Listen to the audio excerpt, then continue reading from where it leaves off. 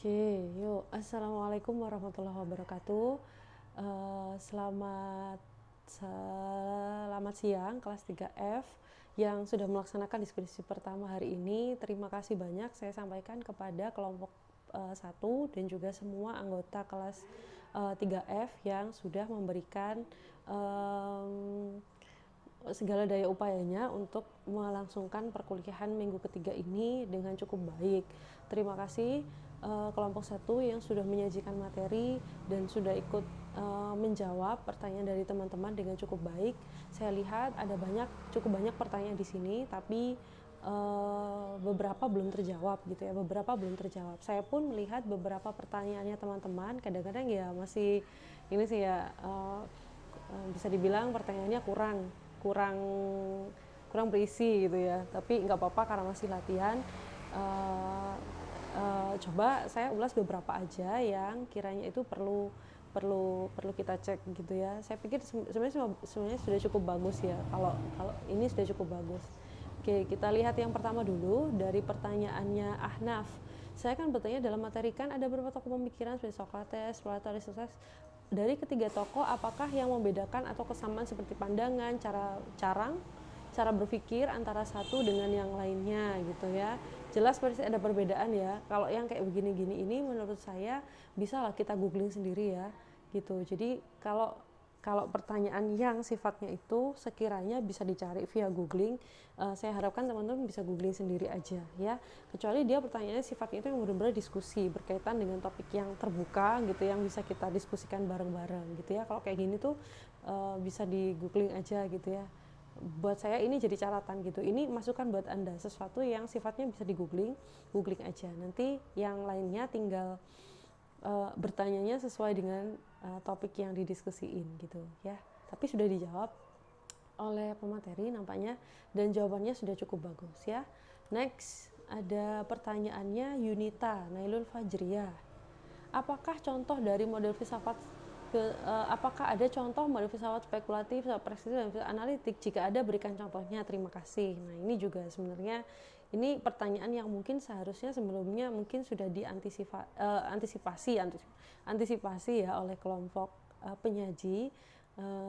Kalau ada contohnya langsung dicontohkan gitu, tapi sudah dijawab ya, sudah terjawab. Menurut saya sudah cukup ya, sudah cukup. Tapi menurut saya next time pertanyaan-pertanyaan seperti ini kayak berikan contohnya gitu-gitu itu adalah pertanyaan yang sifatnya itu semacam menguji si pemateri. Nah, ini harus kita cukup hindari yang kayak begitu tuh. Yang selama dia pertanyaannya bisa kita googling sendiri gitu ya. Kecuali kita pertanyaannya sifatnya diskusi gitu. Itu akan bagus untuk perkembangan diskusi di kelas. Nggak cuma di mata kuliah ini ya, di mata kuliah yang lain-lainnya juga. Amalia Nurjanah, coba saya lihat dulu. Sebelumnya mohon maaf, sudah dijelaskan bahwa tugas filsafat mengajukan pertanyaan dan faktor realitas dan pengalaman yang banyak terdapat dalam lapangan pendidikan. Apa maksudnya faktor realitas dan mengapa faktor tersebut hubungannya dengan tugas dari filsafat? Oh iya, jelas. Ini kaitannya ada dengan penjelasan saya materi yang minggu lalu, bahwa dari beberapa kajian tentang filsafat pendidikan yang kemudian dikaitkan dengan matematika, maka kemudian ditemui bahwa ada banyak faktor dalam prakteknya di lapangan yang membuat filsafat pendidikan matematika itu harus diajarkan gitu. Artinya penting untuk dikuasai oleh calon pendidik supaya nantinya ketika mereka terjun ke lapangan itu mereka akan memberikan atau menyajikan ilmu matematika yang memang sudah sesuai dengan koridornya gitu ya, nggak sampai salah. Menurut saya sih seperti itu. Tapi kalau kelompok yang lain penyaji punya jawaban yang berbeda, nggak apa-apa gitu ya. Ini sudah dijawab, ini faktor realitas waktu sebenarnya terkini, up to date gitu ya. Itu sebenarnya sudah cukup sih. Kalau jangan tanya contoh lagi, contohnya apa? Waduh. Kemudian apa ini, pada masa Yunani kuno keterangan mengenai alam semesta dan penghuninya kan berdasarkan kepercayaan. Mohon penjelasan lebih gamblang dengan bahasa yang mudah dipahami. Ya ini kan pertanyaan tentang ngomonginnya tentang ketika masa dulu ya, Yunani dulu orang kan ilmu pengetahuannya kan sifat terbatas. Kalau kita kan sudah ada teleskop, sudah ada macam-macam alatnya, sehingga ketika kita mau menelaah atau mencari tentang ilmu alam itu sudah sudah banyak resource-nya gitu. Kalau orang dulu kan enggak gitu, menghitung jarak antara planet ini dan planet ini dulu belum ada satelit gitu, tapi mereka sudah bisa menghitung, memperkirakan dengan jarak bintang dan lain-lain seperti itu ya. Mereka yang menekuni filsafat sebenarnya juga mereka-mereka yang juga mempelajari ilmu alam. Jadi sebenarnya mereka yang ahli-ahli filsafat itu juga termasuk orang-orang yang ahli sains juga gitu ya. Banyak Einstein juga, macam-macam banyak ya, banyak ahli-ahlian. Nanti banyak ini bisa dibaca sendiri ya, resource-nya banyak gitu, seperti itu. Next, pertanyaannya siapa lagi ini? Sudah. Mana tadi? Sebentar. Mana tadi lagi lainnya? Mana ya? Sebentar.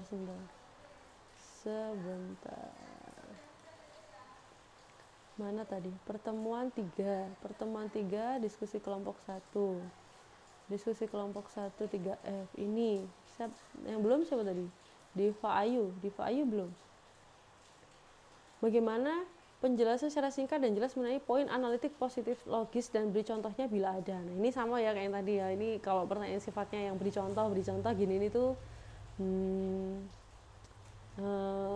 ya gimana ya, ini sebenarnya di materi mestinya sudah ada dan nanti dia bisa di googling gitu. Ini dijawab filsafat apa ini, Diva Ayu Salsabila. Singkatnya, filsafat analitik linguistik itu berarti memahami bahasa yang sudah dimengerti. Betul ya, jadi filsafat analitik linguistik ya seperti judulnya, berarti dia filsafat yang lebih menelaah tentang atau menganalisis tentang linguistik atau kebahasaan. Seperti itu ya. Terus, ada lagi nggak? Mana ya tadi? Tadi sudah ya. Belum. Ada satu kalimat yang membuat saya ingin bertanya. Filsafat diakui sebagai induk ilmu pengetahuan, sedangkan di literatur lain saya juga menemukan kalimat matematika sebagai induk ilmu pengetahuan. Dan apakah kuda yang benar atau? Nah, ini juga ya, ini sempat ditanyakan juga di kelas lain. Katanya induk pengetahuan, katanya ada yang bilang filsafat itu berkembang lebih dulu daripada matematika. Tapi ada juga yang bilang matematika itu berkembang beriringan dengan filsafat. Mana yang benar gitu? Kalau kita telaah, saya sendiri tidak menemukan literatur yang mengklaim siapa yang lebih dulu gitu ya. Jadi memang filsafat dan matematik itu pada zamannya oleh ahli-ahli yang zaman dulu itu Socrates dan seterusnya, mereka itu seperti yang tadi saya bilang, banyak mereka itu yang ahli-ahli sains, mereka itu juga mengkaji filsafat gitu, sehingga kalau dikatakan ilmu filsafat dan matematika itu berkembang lebih dahulu mana, itu kita sulit mengidentifikasi gitu. Tapi yang pertama jelas adalah filsafat itu muncul dari pertanyaan-pertanyaan tentang berbagai macam hal, pertanyaan yang sifatnya mendasar. Dan ketika itu berkembang, otomatis itu juga akan menggiring kita ke arah matematika gitu. Jadi yang mana yang merupakan induk dari ilmu pengetahuan, filsafat kah atau matematika kah? Kalau menurut saya, dua-duanya bisa dianggap sebagai induk. Tapi kalau saya mungkin lebih ke filsafat itu sebenarnya adalah dasarnya ya, induk banget gitu ya, apa ya, janinnya lah kasarnya ya, benar-benar dasarnya banget. Kalau kalau apa namanya, janinnya banget filsafat itu. Kalau matematika itu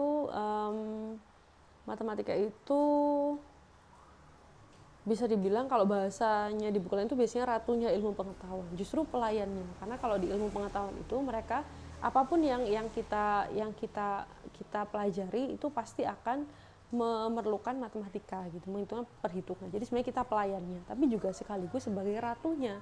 Karena tanpa matematika itu ilmu-ilmu lain juga akan kesulitan untuk mengembangkan diri gitu. Seperti itu kira-kira ya. Jadi kalau ditanya induknya yang mana, beda-beda ini pendapatnya Mah ya. Kita nggak usah nyari mana mana yang dianggap sebagai induk gitu. Tapi poin utamanya adalah bahwa filsafat dan matematika itu adalah dua cabang yang dulu berkembangnya sudah sejak zaman dulu sekali gitu. Jadi kasarnya kayak ilmu yang tua banget gitu, kayak gitu ya. Ini tadi sudah, Siti Roya Hatu Jannah tadi sudah, Amalia tadi sudah juga. Oke, sebentar, saya kembali dulu ke diskusi kelompok 1. Mana yang belum? Destia tadi sudah ya. Erika tadi kayaknya sudah terjawab. Erika sudah terjawab oleh kelompok 1. Metode dialektika sudah dijawab ini oleh kelompok 1 nampaknya. Pertanyaannya Nunung bertanya, apa pengaruh positif dan negatif dari ajaran kaum sofis? Ini sudah dijawab sama Norman Abu ya. Ini jawabannya sudah cukup ya. Jawabannya sudah cukup. Destia tadi apa Destia ya? Pada makalah dituliskan bahwa munculnya filsafat pendidikan ini disebabkan oleh banyaknya perubahan dan permasalahan yang timbul di lapangan pendidikan yang tidak mampu dijawab oleh ilmu filsafat. Perubahan dan permasalahan yang timbul di lapangan pendidikan itu seperti apa? Banyak ini jawabannya. Banyak ya. Ini apa ini jawabannya? Perubahan dan permasalahan yang timbul dalam lapangan pendidikan, salah satunya ide-ide baru mengenai tokoh-tokoh filsafat Yunani. Masa gini jawabannya? Enggak ya? Munculnya filsafat pendidikan ini disebabkan oleh banyak perubahan yang di lapangan pendidikan yang tidak mampu dijawab oleh ilmu filsafat. Artinya begini ya, jadi kalau kita ngomongin cuma filsafat saja, itu kan berarti yang induk banget gitu, yang benar-benar yang basic banget, menanyakan yang benar-benar basic banget gitu. Kayak orang filsafat tuh berarti kayak gini, ketika ditanya, kenapa ada laki-laki, maka orang filsafat akan menjawab karena ada perempuan. Nah seperti itu, jadi dia kan jadi ngomongnya itu konteksnya umum banget, universal gitu ya, benar-benar yang akarnya banget gitu. Kalau kita ngomongin nanti di konteksnya pendidikan, maka kan kita ngomonginnya itu harus sesuai dengan teori-teori pendidikan. Nah di teori-teori pendidikan itu ada ada tahapan yang tidak serta-merta langsung dicapai oleh filsafat gitu. Nanti kalau misalkan kita ngomongin filsafat secara umum, tapi pendidikannya itu di konteksnya adalah anak SD misalkan, nggak cocok kan gitu. Nanti akan timbul permasalahan gitu, sehingga filsafat pun pengajarannya pun, filsafat pun pengajarannya itu harus menyesuaikan dengan konteks pendidikan, jenjang pendidikan, dengan psikologi pendidikan gitu. Jadi harus menyesuaikan gitu, nggak bisa serta-merta semua filsafat dimasukkan ke dalam pendidikan gitu. Maka kemudian muncullah mata kuliah baru atau bukan mata kuliah, sub baru yang kita sebut sebagai filsafat pendidikan gitu. Jadi filsafat yang sudah diinduce dengan teori-teori di pendidikan, dan sekaligus juga nanti penerapannya seperti apa di pendidikan gitu. Jadi supaya kita memahami makna pendidikan sendiri itu apa sih gitu, terus dikaitkan dengan teori filsafat, nanti kita akan tahu, oh berarti pendidikan itu harusnya begini, berarti pendidikan itu sebaiknya begini supaya tidak kehilangan intinya dari si pendidikan sendiri itu apa gitu. Kira-kira begitu ya. Jadi nggak ada sama Yunani nggak ada ya, kenapa ada Yunani. Dalam makalah dijelaskan bahwa pemikiran filsafat berteoritik, dalam arti orang yang berfilsafat dapat melepaskan diri dari apa yang tampak dan membuat bangunan baru atas dasar yang tampak tersebut. Tolong berikan contoh mengenai hal ini. Nah ini ya, ini sebenarnya basicnya dari filsafat ya, bukan filsafat pendidikan aja ya, tapi filsafat secara umum semuanya ya. Ketika orang itu berfilsafat, maka ini sebenarnya saya jelaskan di video di video materi. Saya belum posting ya, sorry. Baru saya rekam tadi pagi. Nanti akan ada penjelasan di sana bahwa ketika kita belajar filsafat itu nanti goalnya adalah kita itu akan belajar untuk tidak mengkotak-kotakkan sesuatu. Artinya ketika kita belajar filsafat, maka kita akan melihat sesuatu itu tidak hanya dari sudut pandang kita, tapi juga dari sudut pandangnya orang lain gitu. Sehingga ini maknanya seperti ini.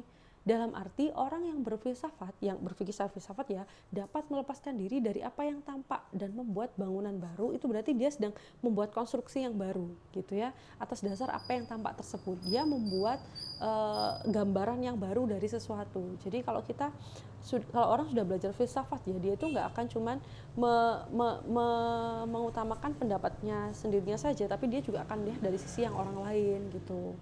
Selama itu nggak salah, nggak apa-apa gitu. Jadi nggak ada orang yang harus begini, harus begitu, enggak gitu. Kalau orang sudah belajar filsafat, maka